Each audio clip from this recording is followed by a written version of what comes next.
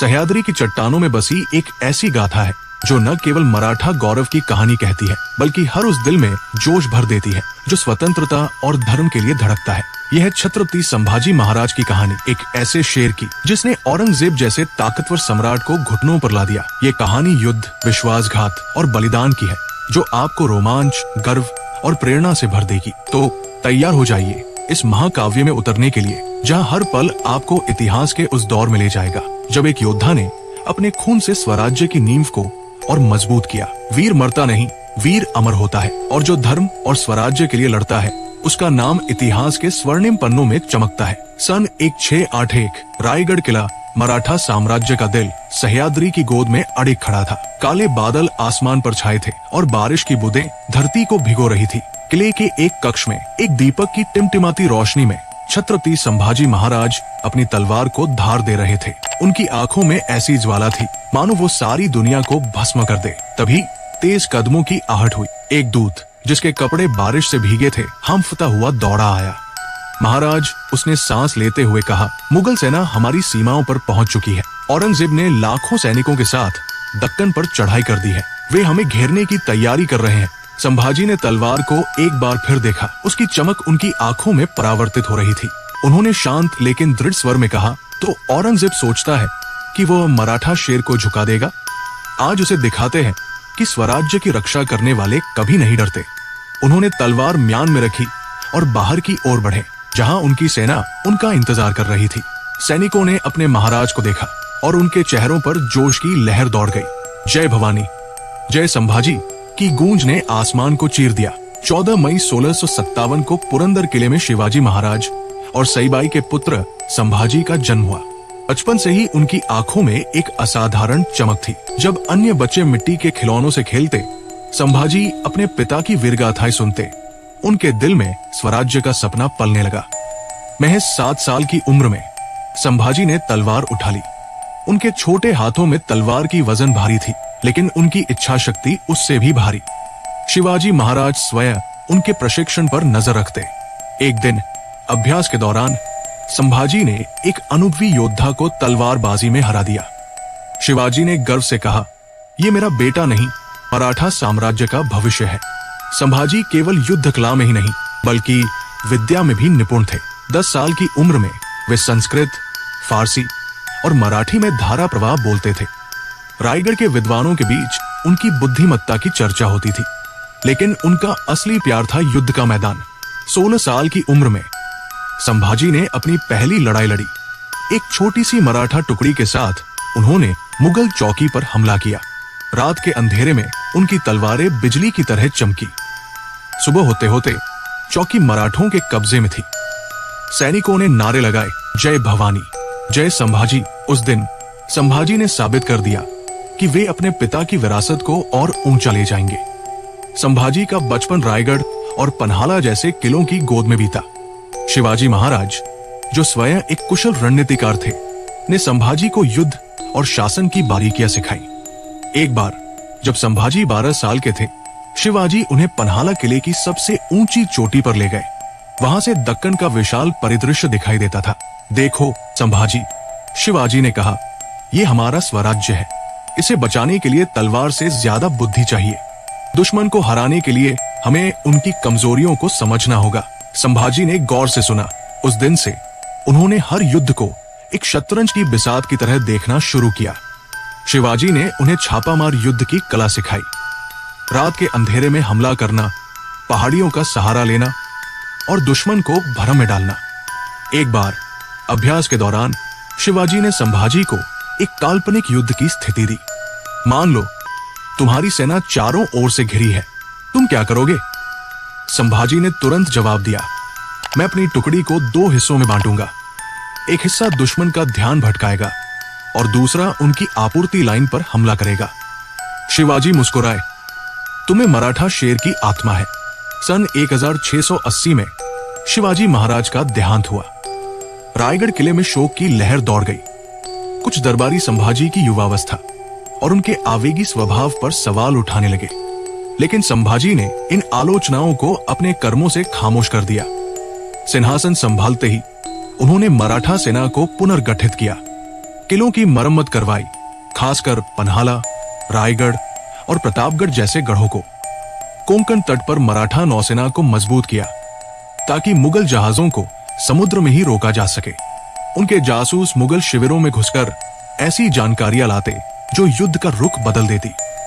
एक साहसी हमले में संभाजी ने बुरहानपुर, मुगल साम्राज्य के एक महत्वपूर्ण व्यापारिक केंद्र पर कब्जा किया। मराठा घुड़सवारों ने रात के अंधेरे में शहर को घेर लिया। मुगल सैनिक सो रहे थे जब मराठों ने उनके तंबुओं में आग लगा दी। सुबह होते होते बुरहानपुर मराठों के कब्जे में था और करोड़ों की संपत्ति उनके हाथ लगी। दिल्ली में औरंगजेब का दरबार क्रोध से थर्रा उठा। उसने अपनी मेज पर जोर से मुक्का मारा। ये संभाजी, उसने गर्जना की, वो मेरे साम्राज्य की नींव हिला रहा है, उसे रोको वरना हमारा अंत निश्चित है। संभाजी की इस वीरता ने आपके दिल में जोश भर दिया तो इस कहानी को अपने दोस्तों के साथ शेयर करें ताकि उनकी गाथा हर घर तक पहुंचे। संभाजी की प्रारंभिक विजयों में पन्हाला किले की रक्षा एक महत्वपूर्ण घटना थी। सन 1678 में जब संभाजी केवल 21 साल के थे, मुगल सेना ने पन्हाला पर हमला किया। यह किला मराठा साम्राज्य का एक रणनीतिक गढ़ था और इसका खोना स्वराज्य के लिए बड़ा झटका होता। संभाजी ने अपनी छोटी लेकिन फुर्तीली सेना को इकट्ठा किया। उन्होंने किले की दीवारों को मजबूत किया और सैनिकों को ऊंचे स्थानों पर तैनात किया। मुगल सेना, जो अपनी विशालता पर गर्व करती थी, ने तोपों से हमला शुरू किया, लेकिन संभाजी ने अपनी छापामार रणनीति का इस्तेमाल किया। रात के अंधेरे में मराठा सैनिकों ने मुगल शिविर पर हमला किया। उन्होंने उनकी तोपों में बारूद डालकर उन्हें बेकार कर दिया। मुगल सैनिक भ्रम में पड़ गए और उनकी पंक्तियां बिखर गई। संभाजी अपने घोड़े पर सवार युद्ध के मैदान में उतरे। उनकी तलवार ने मुगल कप्तानों को एक के बाद एक ढेर कर दिया। सुबह होते होते मुगल सेना पीछे हटने पर मजबूर हो गई। पन्हाला किला मराठों के पास सुरक्षित था। इस जीत ने संभाजी को मराठा सैनिकों का नायक बना दिया। सन 1682 तक औरंगजेब स्वयं दक्कन पहुंच गया। उसके साथ ही लाखों सैनिकों की सेना, विशाल तोपें और युद्ध हाथी। उसकी रणनीति क्रूर थी, गांव जलाओ, निर्दोषों का कत्ल करो और मराठों को भूख और आतंक से तोड़ दो। सतारा के पास एक गांव में एक माँ अपने बच्चे को सीने से लगाए रो रही थी। उसका घर जल चुका था और उसका पति मुगल तलवारों का शिकार हो गया था। एक छोटा सा लड़का अपनी माँ से लिपटकर बोला, माँ, वे हमारे साथ ऐसा क्यों कर रहे हैं? पास खड़ा एक मराठा सैनिक बच्चे के सामने झुका। उसने बच्चे के आंसू पोंछे और कहा, क्योंकि वे हमारे महाराज से डरते हैं। छोटे, लेकिन रो मत, संभाजी महाराज इनका हिसाब लेंगे। संभाजी को मुगल अत्याचारों की खबर मिली। रायगढ़ किले में उन्होंने अपने सेनापतियों को बुलाया। कमरे में सन्नाटा था, केवल बारिश की आवाज सुनाई दे रही थी। संभाजी ने अपनी मुट्ठी भींचते हुए कहा, मुगल सोचते हैं कि वे हमें डराकर हरा देंगे, लेकिन हर मराठा के खून में शिवाजी महाराज की आग बहती है। हम उनके हर अत्याचार का जवाब देंगे। सन 1683 में संगमेश्वर के पास मराठा और मुगल सेनाओं के बीच एक निर्णायक युद्ध हुआ। संभाजी की छापामार रणनीति ने मुगलों को वर्षों तक परेशान किया था। उनकी घुड़सवार टुकड़ियां रात के अंधेरे में हमला करती, मुगल तंबुओं में आग लगा देती और फिर सह्याद्री की पहाड़ियों में गायब हो जाती। एक चांदनी रात को जब मराठा सैनिक संगमेश्वर के पास अपने शिविर में विश्राम कर रहे थे, मुगल सेना ने अचानक हमला कर दिया। मशालों की रोशनी में तलवारें चमकी और युद्ध का शोर घाटी में गूंज उठा। संभाजी अपने घोड़े पर सवार होकर युद्ध के मैदान में उतरे। उनकी तलवार हवा में लहराई और एक के बाद एक मुगल सैनिक उनके सामने ढेर होते गए। जय भवानी, उनकी गर्जना ने मराठा सैनिकों में नई जान फूंक दी। लेकिन मुगल सेना की संख्या बहुत थी। एक युवा मराठा सैनिक रघु संभाजी के पास दौड़ा। एक मुगल सैनिक ने संभाजी की ओर तलवार तानी, लेकिन रघु ने खुद को बीच में डाल दिया। तलवार उसके सीने में धंस गई। भाग जाइए महाराज, रघु ने खून से लथपथ होकर कहा। संभाजी का दिल दुख से भर गया, लेकिन वे जानते थे कि उनकी जान स्वराज्य की रक्षा के लिए जरूरी थी। उन्होंने अपने घोड़े की रास खींची और पहाड़ियों की ओर बढ़ गए। संभाजी की पत्नी येसुबाई मराठा साम्राज्य की एक ऐसी शक्ति थी जिन्हें इतिहास में अक्सर कम आंका गया। जब संभाजी युद्ध के मैदान में थे, येसुबाई रायगढ़ किले में शासन और रक्षा की जिम्मेदारियां संभालती थी। एक बार जब मुगल जासूसों ने रायगढ़ पर हमले की साजिश रची, येसुबाई ने तुरंत किले की सुरक्षा बढ़ा दी। उन्होंने महिला सैनिकों की एक टुकड़ी तैयार की जो किले की दीवारों पर तैनात थी। जब जासूसों ने रात के अंधेरे में हमला किया, येसुबाई की टुकड़ी ने उन्हें पकड़ लिया। संभाजी जब इस घटना की खबर मिली तो गर्व से मुस्कुराए। येसुबाई मेरी ताकत है, उन्होंने कहा। उनके बिना स्वराज्य अधूरा है। येसुबाई और संभाजी की इस जोड़ी ने आपको प्रेरित किया। इस कहानी को शेयर करें ताकि मराठा गौरव की गाथा हर दिल तक पहुंचे। संभाजी की फुर्ती और साहस ने औरंगजेब को हताश कर दिया था। उसने छल और विश्वासघात का सहारा लिया। संभाजी के रिश्तेदार गणोजी शिर्के को उसने धन और सत्ता का लालच देकर खरीद लिया। 1 फरवरी 1689 को संगमेश्वर के पास एक जंगल में संभाजी और उनके वफादार साथी कवि कलश पर मुगल सैनिकों ने हमला कर दिया। मराठा सैनिकों ने डटकर मुकाबला किया, लेकिन शिर्के की गद्दारी ने उन्हें कमजोर कर दिया। संभाजी और कवि कलश को जंजीरों में जकड़ लिया गया। उन्हें बहादुरगढ़ के मुगल शिविर में औरंगजेब के सामने लाया गया। औरंगजेब ने घृणा भरी नजरों से संभाजी को देखा। अब तुम मेरे कब्जे में हो, उसने कहा। मेरे सामने झुको और मैं तुम्हें जीवन दान दूंगा। संभाजी की हंसी तंबू में गूंज उठी। मेरा सिर कट सकता है, लेकिन ये किसी अत्याचारी के सामने नहीं झुकेगा। उनके शब्दों ने मुगल सैनिकों के रोंगटे खड़े कर दिए। 21 दिनों तक संभाजी और कवि कलश पर अमानवीय अत्याचार किए गए। उनके नाखून उखाड़े गए, उनकी त्वचा पर गर्म लोहे की सलाखें दागी गई। मुगल जल्लाद जो क्रूरता में माहिर थे, संभाजी की सहन शक्ति से हिल गए। हर दिन औरंगजेब उन्हें एक ही प्रस्ताव देता, इस्लाम स्वीकार करो या मरो। हर दिन संभाजी का जवाब वही था, मेरा धर्म मेरा जीवन है, मैं इसे तुम्हारी दया के लिए नहीं बेचूंगा। कवि कलश ने एक रात संभाजी से फुसफुसाते हुए कहा, महाराज, हमारा बलिदान स्वराज्य की नींव को और मजबूत करेगा। संभाजी ने हल्के से मुस्कुराते हुए जवाब दिया, हम मरेंगे लेकिन स्वराज्य जिएगा। 11 मार्च 1689 को वो काला दिन आया। संभाजी और कवि कलश को मुगल शिविर में घसीटा गया। उनके शरीर टूट चुके थे, लेकिन उनकी आत्मा अटल थी। जल्लाद ने अपनी तलवार उठाई। संभाजी ने आकाश की ओर देखा और धीमे से कहा, जय भवानी। तलवार गिरी और शिविर में सन्नाटा छा गया। मराठा शेर अब नहीं था, लेकिन उसकी दहाड़ सदियों तक गूंजने वाली थी। संभाजी के बलिदान की खबर जंगल की आग की तरह फैली। रायगढ़ किले में येसुबाई ने आंसुओं को दबाते हुए कहा, महाराज चले गए, लेकिन उनकी लड़ाई हमारी नसों में जीवित है। संभाजी की मृत्यु अंत नहीं, बल्कि एक नए युग की शुरुआत थी। उनके बलिदान ने मराठों में नई जान फूंक दी।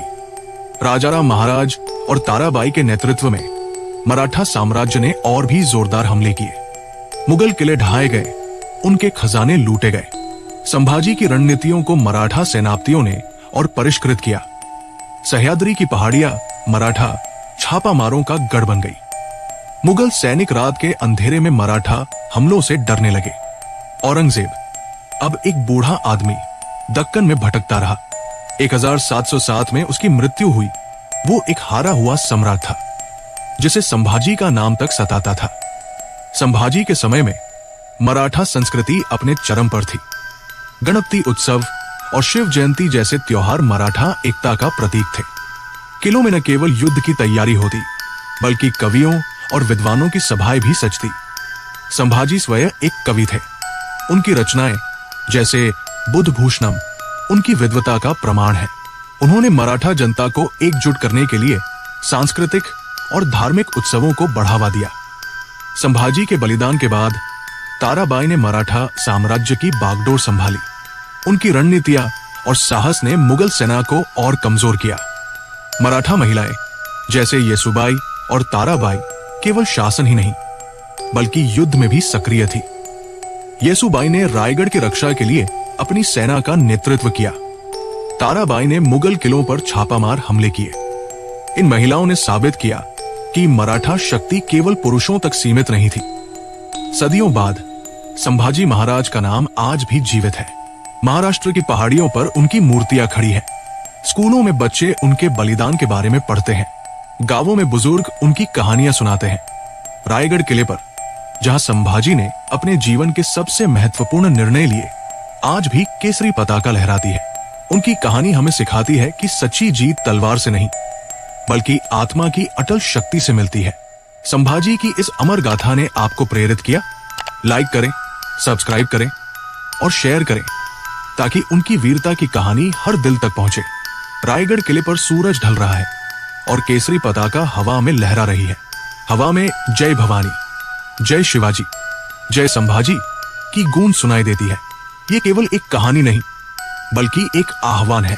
ये हमें सिखाता है कि हमें सत्य के लिए खड़ा होना चाहिए, अपने विश्वासों के लिए लड़ना चाहिए। संभाजी महाराज का जीवन हमें बताता है कि सच्ची जीत सम्मान के साथ खड़े होने में है। उनके बलिदान ने मराठा साम्राज्य के स्वर्ण युग का मार्ग प्रशस्त किया। जब हम उन भूमियों पर चलते हैं जहां संभाजी ने युद्ध लड़े, हमें उनकी उपस्थिति महसूस होती है। हर किले में, हर पहाड़ी पर, हर नदी में उनकी आत्मा जीवित है। आइए उनकी स्मृति को जीवित रखने का संकल्प लें। उनकी कहानी अपने बच्चों को सुनाएं, ताकि वे स्वतंत्रता की कीमत समझें और उनके साहस के साथ स्वराज्य के लिए लड़ता है, उसका नाम इतिहास के जीकर उन्हें सम्मान दे। वीर मरता नहीं, वीर अमर होता है, और जो धर्म और स्वराज्य के लिए लड़ता है, उसका नाम इतिहास के स्वर्णिम पन्नों में चमकता है। इस महाकाव्य में हमारे साथ बने रहने के लिए धन्यवाद। लाइक करें, सब्सक्राइब करें और शेयर करें, ताकि संभाजी महाराज की कहानी दुनिया के हर कोने तक पहुंचे। जय भवानी।